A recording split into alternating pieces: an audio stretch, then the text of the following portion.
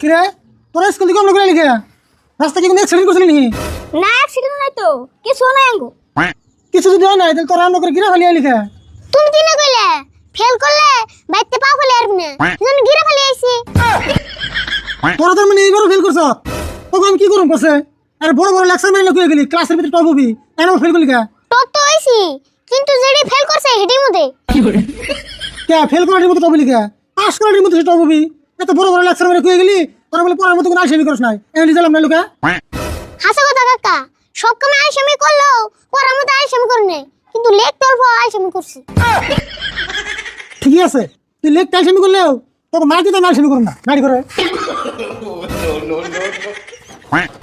সুরত গিরা ফেলানি বাদ দে, তাড়াতাড়ি পা ফেলা নলে কাকা নাড়ি ফেলাইবো।